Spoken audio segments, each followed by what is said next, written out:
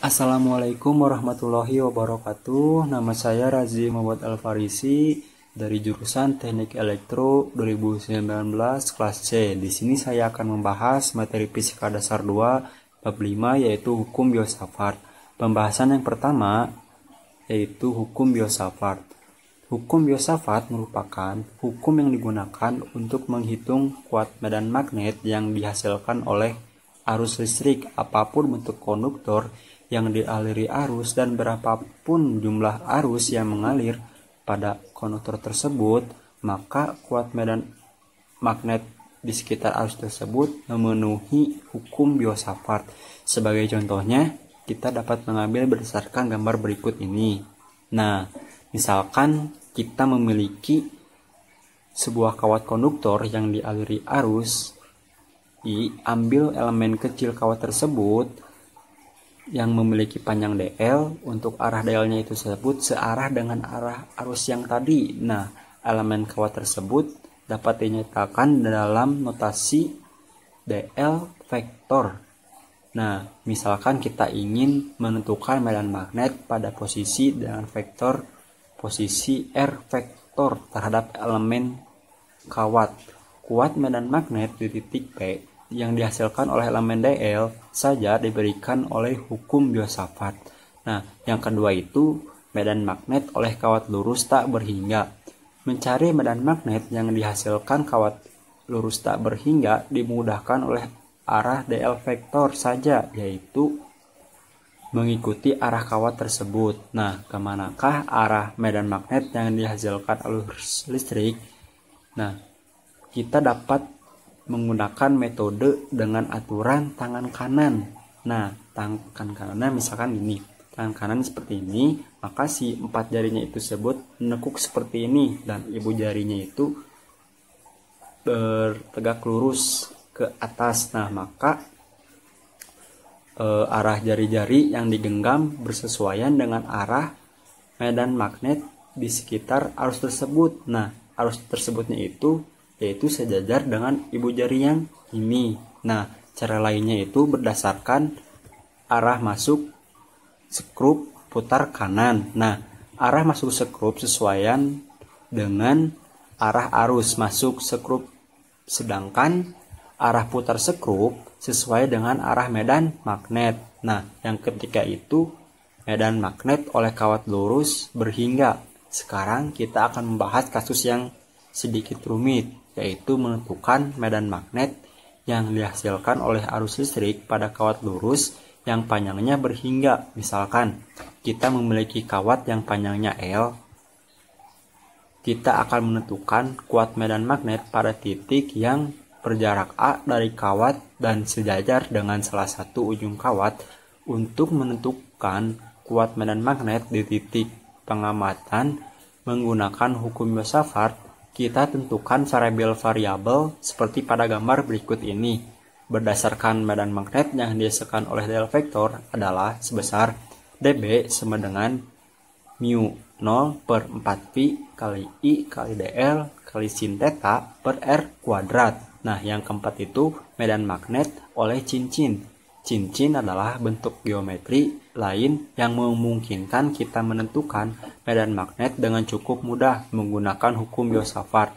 Lebih khususnya lagi, jika kita ingin menghitung kuat medan magnet sepanjang sumbu cincin, arah medan magnet yang dihasilkan cincin dapat ditentukan dengan cara seperti yang tadi, yaitu dengan aturan tangan kanan.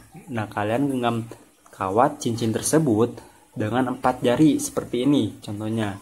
Nah, jika ibu jari searah dengan arus itu ke atas, maka genggaman searah dengan arus kuat medan magnet. Nah, karena bentuk cincin yang melengkung, maka arah genggam superposisi medan yang dihasilkan elemen-elemen cincin menghasilkan medan total seperti gambar berikut ini. Yang kelima adalah medan magnet oleh busur lingkaran. Sekarang kita anggap cincin bukan lingkaran penuh, tetapi hanya berupa busur dengan sudut keliling theta. Sebagai contohnya, mengambil gambar berikut ini. Berdasarkan gambar tersebut, kita memiliki dua komponen medan, yaitu yang searah sumbu dan juga yang tegak lurus sumbu. Untuk menentukan kuat medan total searah sumbu, maka diperoleh mengintegralkan komponen sebagai berikut. Berdasarkan rumus tersebut yang telah diuraikan, maka rumus kuat medan total yang searah sumbu adalah sebagai berikut.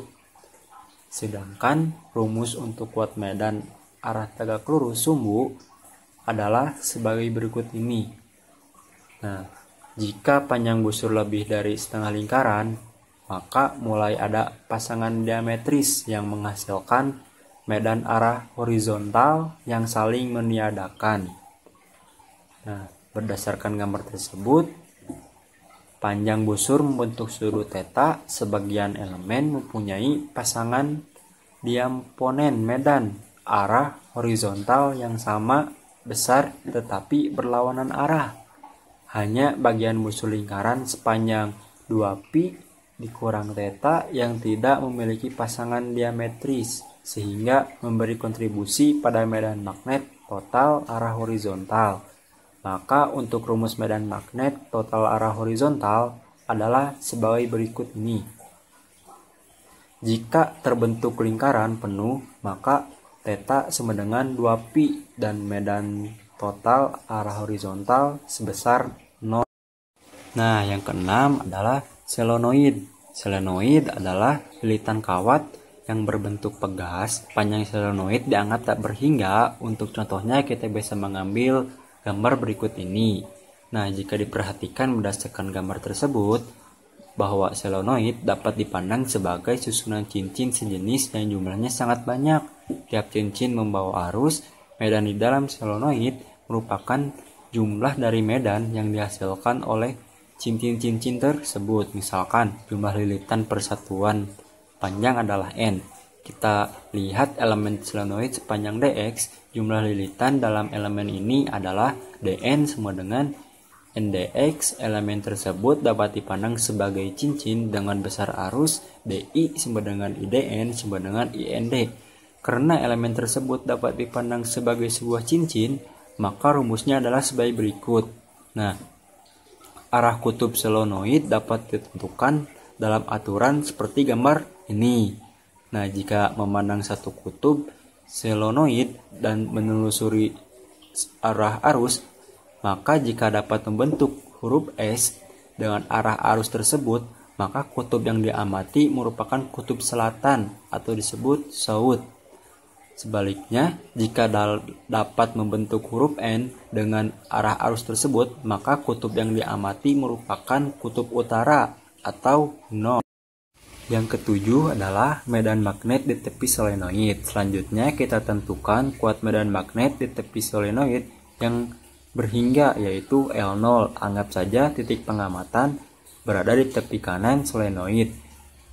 Lokasi pengamatan di sumbu solenoid. Berdasarkan gambar berikut ini, maka diperoleh rumus. Yang pertama adalah A sama dengan L0 dikurangi X sama dengan tan alpha, ataupun juga L0 dikurangi X sama dengan A per tan alpha. Nah, untuk diferensial ruas kiri dan kanan, maka rumus yang kedua adalah min dx sama dengan min A per sin kuadrat alpha d alpha, ataupun juga dx sama dengan A per sin kuadrat alpha d alpha. Nah, batas integral dari alpha sama dengan alpha m sampai alpha sama dengan 90 derajat, dengan alpha m memenuhi tan alpha m sama dengan A per L0. Jadi kuat medan di tepi solenoid adalah B sama dengan 1/2 nu 0 n i cos alpha m. Nah, karena tan alpha m sama dengan A per L0, cos alpha m sama dengan L0 per akar A kuadrat plus L0 kuadrat. Nah, untuk kuat medan magnet di ujung solenoid adalah 1/2 U0 NiLO per akar A kuadrat ditambah L0 kuadrat. Nah, yang ke-8 itu kuat medan magnet pada jarak sembarang di dalam solenoid.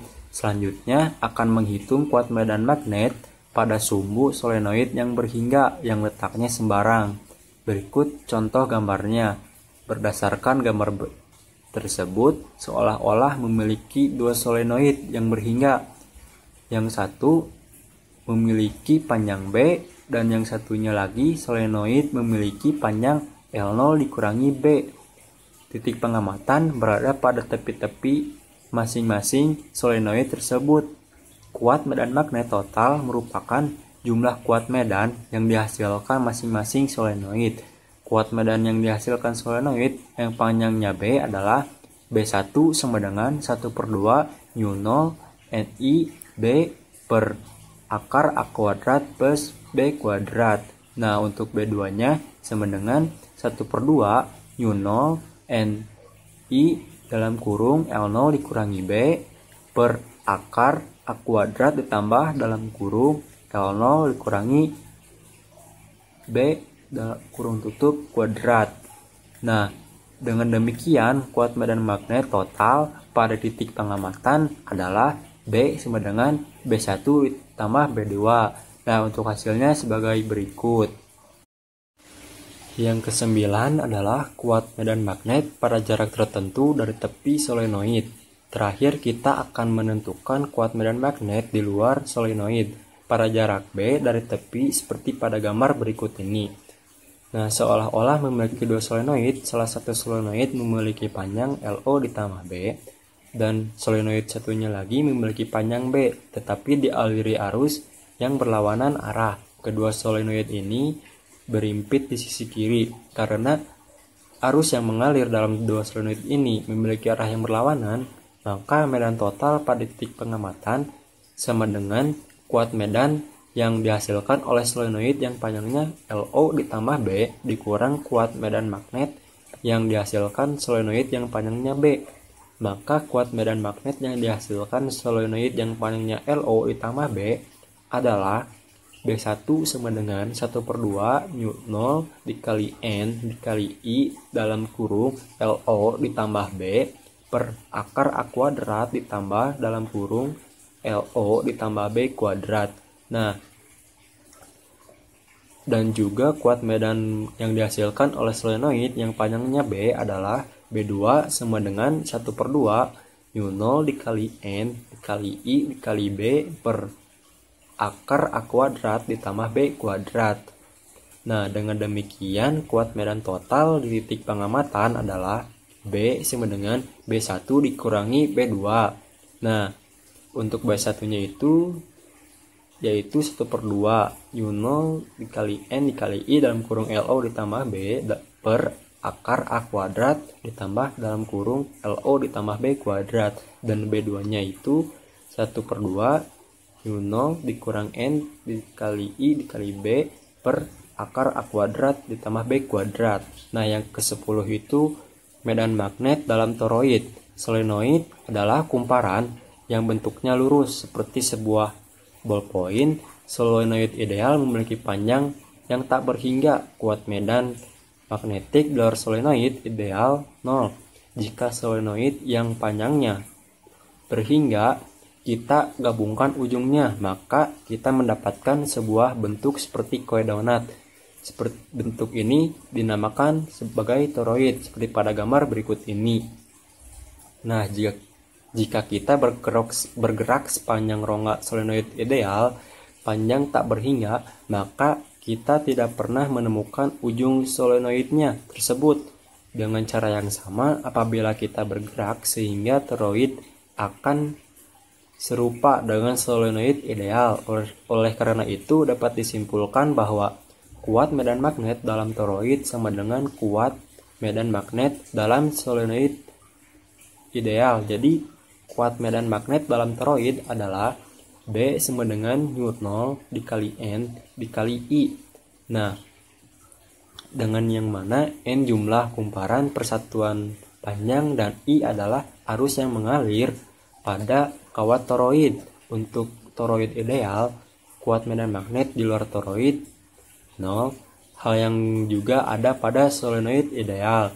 Nah, yang ke-11 itu definisi 1 ampere berdasarkan antara dua kawat sejajar yang dialiri arus listrik, maka dapat didefinisikan besar arus 1 ampere. Misalkan dua kawat sejajar tersebut dialiri arus yang tepat sama, yaitu I1 sama dengan I2 sama dengan I. Maka gaya persatuan panjang yang bekerja pada kawat 2 adalah F21 sama dengan U0 per 2pi dikali I kuadrat dikali A. Nah, maka jika I sama dengan 1 ampere dan A sama dengan 1 meter, maka dengan demikian